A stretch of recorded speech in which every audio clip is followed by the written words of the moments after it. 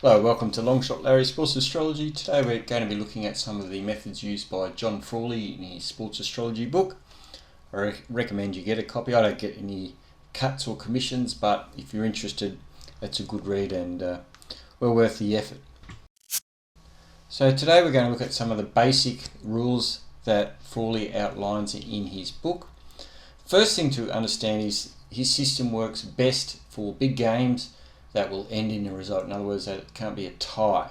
So if by big games we mean World Cup finals, Grand Slam, tennis finals, Super Bowls, Cup finals, Grand Finals. So the ultimate game where everyone's trying to win, and this is where it works best. Less reliable in regular seasons games, and I've tried it in NBA and Major League Baseball, and I wouldn't recommend you try it in that. But if you have a standalone game, you can attempt it. If you have like the English Premier League where there's 10 games kicking off at the same time, obviously not all the favourites or underdogs are going to win. We'll be looking at systems we've come up with to try and make it a bit more accurate for those non-big games. Rulerships under the Frawley method are a bit different to the modern systems. So Pisces is ruled by Jupiter, Aquarius is ruled by Saturn, and Scorpio is ruled by Mars. They're the main differences to the modern system. So under the Frawley method, the 1st and the 10th house cusp and their rulers represent the team favoured to win by the bookmakers. The 7th and 4th house cusp represent the underdog. Now you must have a favourite and an underdog for this system to work. If Cancer is on the cusp of the 1st or 7th house, you use the ruler of the sign the moon is in. So if the moon is in Sagittarius, you would use Jupiter as the ruler of that house. So looking at a quick example here, we've got the upcoming English Football League Cup, which is a final between Chelsea and Liverpool. Chelsea $3, the draw is $3.10. This is for normal time. You will get a winner after extra time and penalty shootouts. Liverpool is $2.37. So in this case here, Liverpool are the favourites and Chelsea are the underdogs. So Liverpool are the favourites, so they're going to be represented by the ascendant Leo with the sun ruling it, and also the 10th house cusp Taurus and Venus ruling that.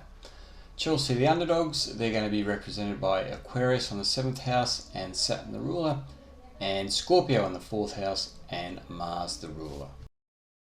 So what are we looking for? So in this system, the Lord is the same as the ruler. So the Lord 1 or the Lord of the first house is the same as the ruler of the first house. So we abbreviate that to L1.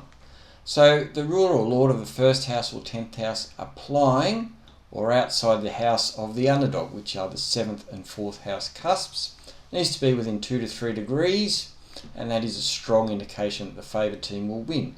Similarly, if the Lord of the 7th house or the 4th house is inside the 1st and the 10th house within 2 to 3 degrees, that is another strong indication that the favoured team will win.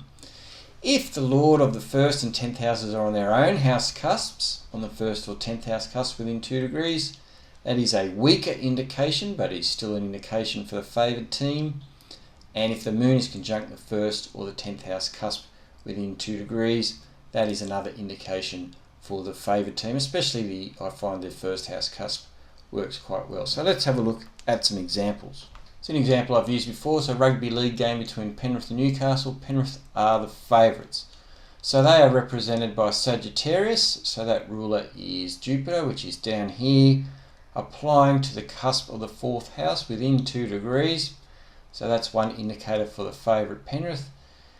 There's nothing on the descendant. We can see up here on the midheaven that the moon is applying to the 10th house cusp.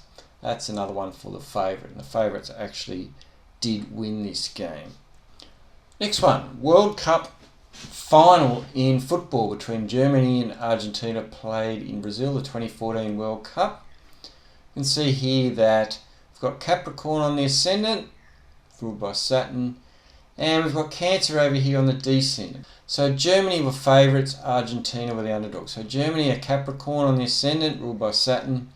Argentina, well, they've got Cancer here, so we have to use the sign the moon is in, which is in Aquarius. So that's ruled by Saturn. So we've got Saturn ruling both 1st and the 7th. That's difficult. So let's go to the 10th and the 4th. So the 10th has Virgo, so Mercury rules Virgo, and we've got Mercury applying to 7th house cusp just within that 3 degrees, so that's an indication for the favourite. Nothing happening with Jupiter, and Germany ended up winning this 1-0 in extra time. I've used this chart before. This is the epic Wimbledon final between Djokovic and Federer from 2019. Djokovic is slight favourite, so Djokovic is Libra on the 1st house cusp, and Venus, which is up there, and also Leo and the Sun, also Leo and the Sun. Federer is represented by Aries and therefore Mars, and also Aquarius and Saturn. So Mars is the Lord of the 7th, which represents Federer or the underdog. It's in the 10th house by about a degree or so. So that is a strong indication for the favourite, and Djokovic ended up winning this in 6 hours and 3 sets to 2. Another World Cup final, Italy v France in Berlin from 2006. Italy are slight favourites, so they're the ascendant, Sagittarius and Jupiter. See, the moon is in the 1st house here, just within that 3 degree orb. Pluto is also close to the ascendant. Talk about that in the next video. But that's one for the favourites, and Italy ended up winning this one on penalty shootouts.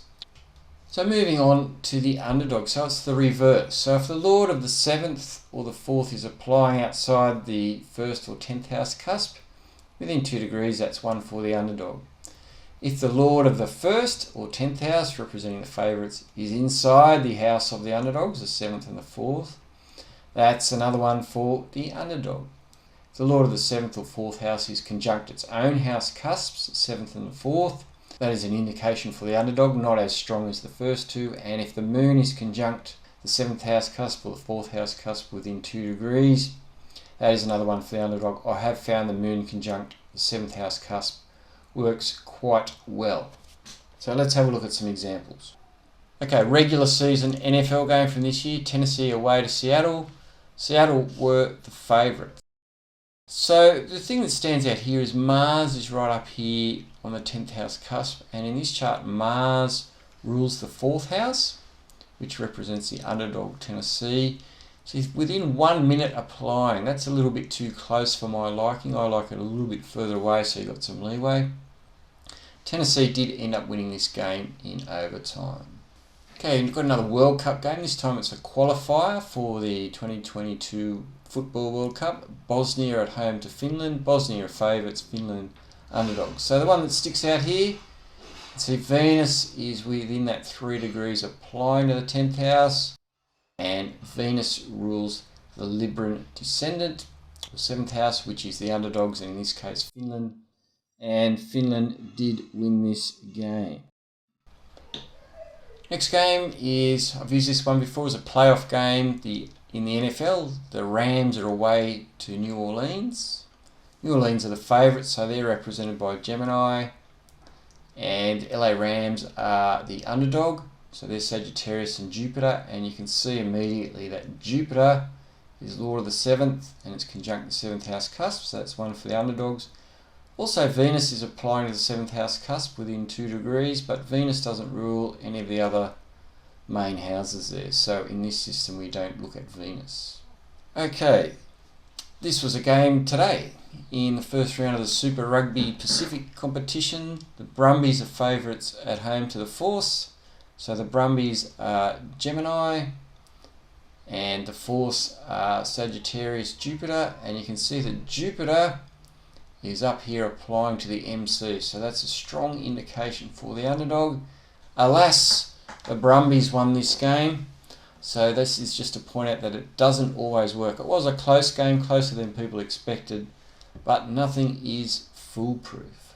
Last thing I'm going to talk about is Antiscien Positions, or Antisca. Frawley also recommends looking at the Antiscien Positions for the Lords 1, 10, 7 and 4 as well. If people are interested, make a note in the comments and I'll show you how to do those positions. But just for rounding this out, This chart is the T20 World Cup from last year. I got this game wrong, unfortunately. You can see here that it's New Zealand versus Australia. Australia were the favourite. So Australia represented by the first house cusp Gemini, and its ruler Mercury over here.